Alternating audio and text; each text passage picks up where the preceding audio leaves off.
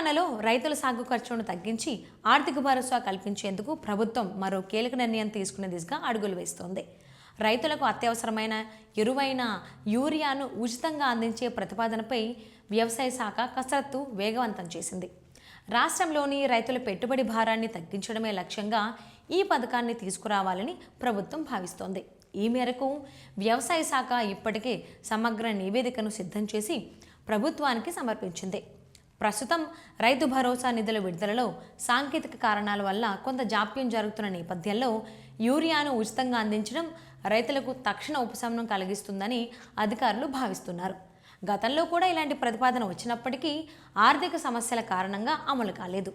అయితే ప్రస్తుత ప్రభుత్వం దీనిని ప్రాధాన్యంగా తీసుకుని ముందుకు తీసుకువెళ్లాలని చూస్తోంది. రాబోయే బడ్జెట్ సమావేశాల్లో ఈ పథకంపై అధికారిక ప్రకటన చేసే అవకాశం ఉందని సమాచారం.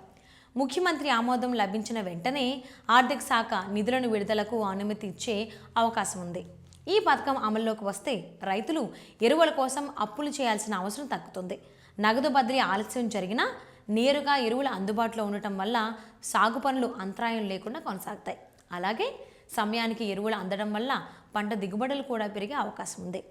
ప్రస్తుతం ఈ పథకం అమలుకు అవసరమైన వ్యయం, జిల్లాల వారీ డిమాండ్, పంపిణీ విధానంపై అధికారులు తుది ప్రణాళికలు సిద్ధం చేస్తున్నారు.